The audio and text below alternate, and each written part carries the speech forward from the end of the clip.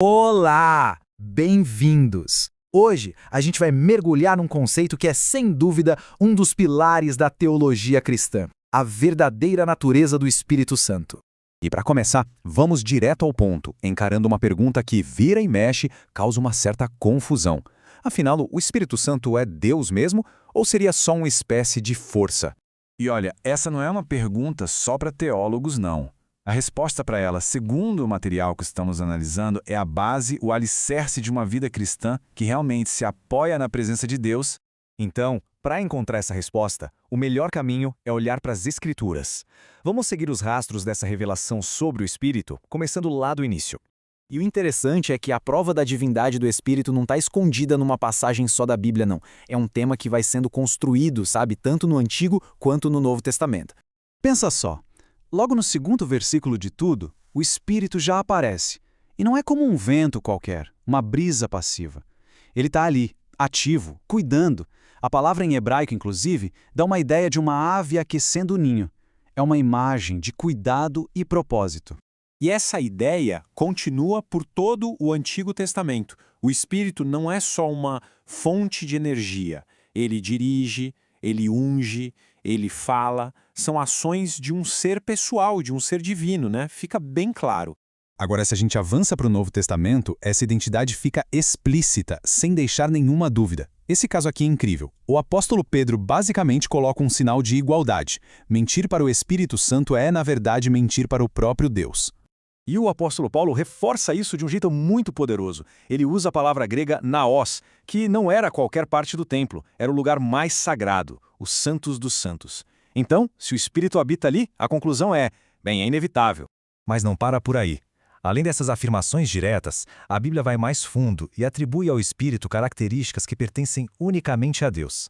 Vamos ver como essa argumentação se fortalece. Pensa bem, tudo que é criado tem um começo. A nossa fonte destaca que, ao chamar o Espírito de eterno, a Escritura o coloca na categoria de criador e não de criatura. Faz todo sentido. Esse atributo aqui é fascinante. Significa que não existe um cantinho no universo onde o Espírito não esteja. E essa é uma qualidade que só Deus pode ter. Conhecer os pensamentos mais profundos de Deus, isso não é para qualquer um, né? Uma criatura jamais conseguiria fazer isso. Isso quer dizer que o Espírito compartilha da mesma mente de Deus. É algo muito profundo. E aqui nós estamos falando de atos de grande força apenas. São atos que só o Criador pode realizar. O ponto crucial, então, é que o Espírito não é alguém que pega emprestado o poder divino. Ele é o poder divino. E essa aqui é uma forma brilhante de ver como a Igreja, lá nos primeiros séculos, juntou todas essas evidências da Bíblia. Eles afirmaram com todas as letras: o Espírito é Senhor, que dá a vida e merece a mesma adoração que o Pai e o Filho. Bom, até aqui vimos toda a base teológica e histórica. Mas, e na prática? O que isso muda no dia a dia? É aqui que entra um conceito muito bonito chamado coram Deo. Se o Espírito é Deus e ele habita em quem crê, então não existe mais separação entre o que é da vida e o que é de Deus. Tudo, absolutamente tudo, do trabalho ao lazer, se torna espiritual.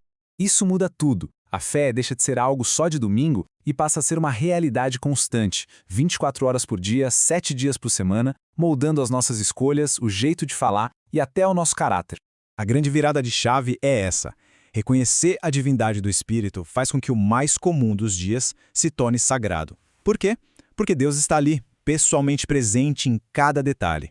No fim das contas, a ideia é que esse entendimento todo saia da cabeça, passe para o coração e, finalmente, se transforme em ação. O material que nos guia não termina com uma argumentação, mas sim com um convite. Um convite para experimentar essa verdade de forma pessoal. A fonte nos convida a fazer uma oração pessoal, pedindo ao próprio Espírito para que essa verdade teológica se torne de fato uma realidade vivida no nosso dia a dia. É exatamente aqui que a teologia vira vida. Quando a mente finalmente entende, o coração se abre e o cotidiano se transforma num lugar de encontro, num altar para esse relacionamento com Deus. Tudo o que vimos até aqui nos dá uma base, uma estrutura. Mas a pergunta que fica, a pergunta final, é sobre a aplicação.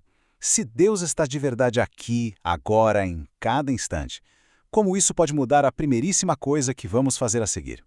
E com essa palavra de concordância e de fé, a gente conclui essa análise.